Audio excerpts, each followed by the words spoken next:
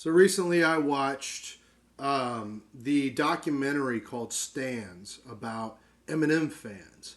And some of y'all may know, some of y'all don't know. Obviously, I'm a white guy making hip hop music, so I grew up listening to Eminem. I am not shy to admit it, okay? Eminem was my gateway into real hip hop. People like Rakim, Wu Tang Clan, NWA, Tupac, Jay Z, Old Dirty Bastard. Eminem was my gateway into real hip hop and what made me become a hip hop artist and a musician, basically. So I found this documentary to be very intriguing. I wanted to see it in theaters when it came out, but I never got the chance to. I finally got the chance to watch it, and it's a very good documentary. I don't really have a lot of complaint. I mean, I do have one complaint, but we'll get to it. It's mostly documenting Eminem's career through the perspective of the fans. And there's a diverse, mixed group of fans. Some I agree with, some I do not. But the fact that Eminem has been able to be a cultural icon and speak to so many people on a personal level, that is very cool. And the documentary shows that. The respect and gratitude for the fans can't be undersold in the documentary. And I appreciate that a bunch. I think Eminem's genuinely a good guy. I'm not afraid to say that. That doesn't mean that my point of view on Eminem is completely and dogmatically loyal to him, the way a lot of these stands are. Because something that I noticed while watching this documentary is, growing up, I dyed my hair. I did freestyles in the lunchroom and the cafeteria and the locker rooms, football locker rooms and whatnot. I grew up listening to Eminem. I had that big ass chip on my shoulder. I had this fuck you attitude to the entire world. I still do in some ways. Eminem spoke to me because I was just an angry young teenage kid, you know, and I had the privilege, and God bless my mother. She got me tickets to go see Eminem in Austin at ACL, and I did, and it was great. I never got to meet Eminem. I never really wanted to meet him. I got posters of him on my wall. But I saw these fans in this documentary, and I didn't really get jealous or anything. Getting jealous of another fan is kind of, what's the right word? Gay. It's kind of gay. I didn't get jealous. In fact, it was kind of the opposite for me. Seeing these other fans obsess so much that they got entire body tattoos of Eminem's face. They were like stalking him. They knew his address. They knew what his car looked like. They went to Detroit. There were people that were like a fan was from France, and he comes to Detroit, and he loves Detroit. And when he goes back to France, he's like, I can't wait to go back to Detroit. It's like, dude, Detroit is not Mecca. How the fuck? How the fuck do you make a pilgrimage to Detroit for Eminem? Because that's what they were doing. They were making pilgrimages to go to Detroit to see, like, oh, Eminem ate at this place. This was his old childhood home. It's like, dude, I wouldn't step one fucking foot in Detroit if I could help it. Hell nah. Hell nah. This is Detroit we're talking about. One of the most dangerous cities in the United States, bro. What the fuck are you on? That shit was crazy to me. And the fact that these people, like, knew his address, they knew what his car looked like. They're like, man, I'm breathing in the same air that Eminem's breathing right now. It's like, dude, what the fuck? Some of these fans were fucking crazy. And look, fans are fans. I get it. You know, they mentioned fan fiction and all that in the documentary. Look, I don't blame the fans. Fanatics and fans are what keeps the world going around. All right, regardless of your point of view and your background, fandom is important. Fandom is what makes your entire career. Fandom is what makes your franchise. It's what makes it brings people together. It's escapism, and I appreciate the hell out of that, regardless of my personal views. Right, but I just think that having fandom over one guy who's like consistently, like he even made a song, Stan, that this documentary is about, telling these people, hey, you need to calm the fuck down. You need to calm way the fuck down, okay? And there's gratitude, there's reverence, there's respect, but at the same time, Eminem is one guy.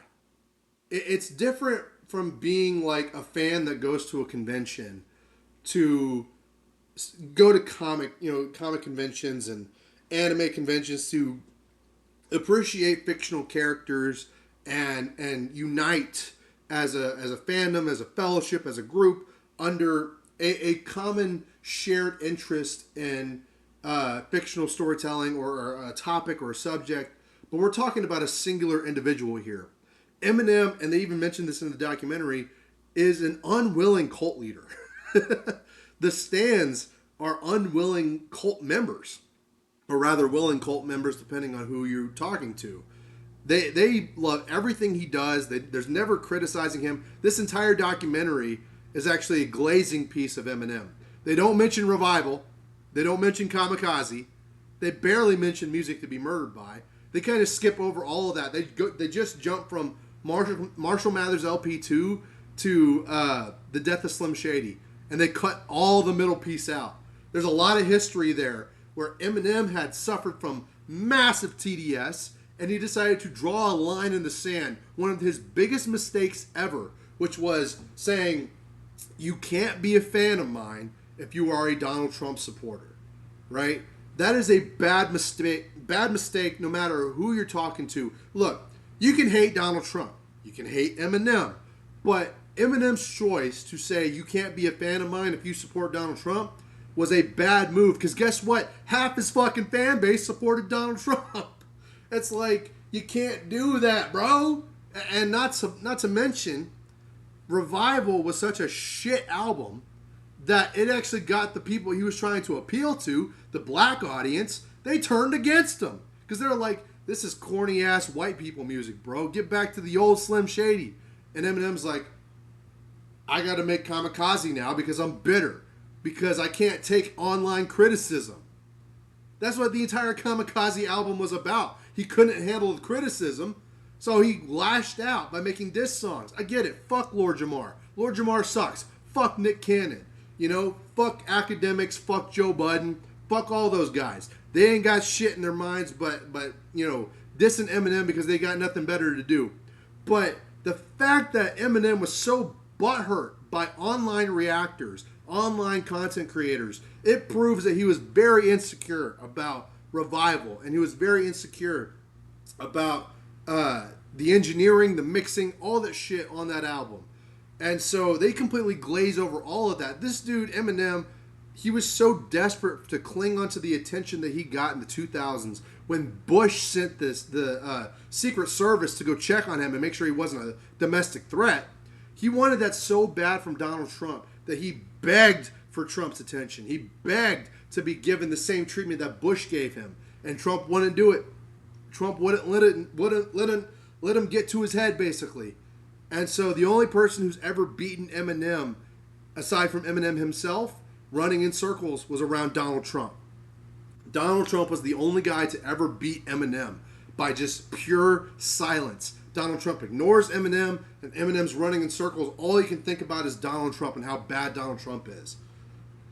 So, that being said, that whole piece of history was pulled right out of the documentary. They didn't even mention Killshot. They didn't mention how Eminem basically assassinated the career of Machine Gun Kelly, in which, by the way, fuck Machine Gun Kelly. I never liked him. Not even before the beef, I never liked Machine Gun Kelly.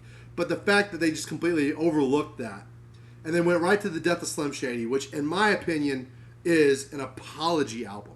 Eminem can't offend anybody anymore. Sure, Gen Z wants to cancel him. Fuck Gen Z. Nobody knows what they're talking about. Gen Z has been fucking irrelevant. All right? They're a bunch of TikTok kids. They don't even know who Eminem is. They want him canceled, but they don't know anything about him, basically. So, of course, all the fans in the documentary were defending Eminem because they're little cult member soldiers for Eminem. They were going to defend him regardless. But I fully and wholeheartedly disagree with the notion that the death of Slim Shady was somehow this return to form, this new age Slim Shady return where he offends everybody and he doesn't hold back. He crosses the line. He gets everybody upset and he becomes relevant again. I wholeheartedly disagree with that notion because the Death of Slim Shady is a concept album where Eminem goes over very soft, low-hanging fruit. I mean, low-hanging fruit for like 10 years ago. That's inoffensive, bubbly, funny wordplay, but nonetheless, it's safe. It's toothless. Eminem becomes a coward. He doesn't even say the F slur, fat. Almost said it. Almost said it, and I forgot that I'm on YouTube. He didn't even say that word on the Death of Slim Shady, not once in the entire album. Not a single time. He refuses to offend certain people. He is not the same man he was 20 years ago, and that album proves it. That album, The Death of Slim Shady, proves that he is apologizing for his past as Slim Shady. It's an apology album. It's a giant fuck you to every Slim Shady fan. And a lot of these Eminem fans don't even realize that. They can't comprehend it because they're just so obsessed with Eminem that they have to glaze every single thing he does, so they can't comprehend whenever Eminem tells them to fuck off. Me personally, I've escaped that sort of cult-like mentality around Eminem, and I'm still a fan. I still listen to old music. I try not to let the artist and the art collide and ruin my, feelings about what I used to feel about Eminem, the nostalgia. I appreciate Eminem as a person, regardless of his political beliefs. But I have a hard time believing that Eminem is still the man he was 20 years ago. And he doesn't need to be, but the fact that people were saying, oh, he's getting canceled, oh, he's being offensive again. No. He's gone toothless. He's lost his balls. He's lost his masculinity. He's lost all the things that made him great. I wouldn't be surprised if they actually did replace him with an Eminem clone in a lab in between that time and Encore and Relapse. I wouldn't be surprised at all because this guy is vastly different. And I get it, people change. People mature over time. But this guy has fundamentally changed. It's vastly different now. All in all, the documentary was good. Stans was, irreverent for Eminem. It was irreverent for the fans. It was respectful.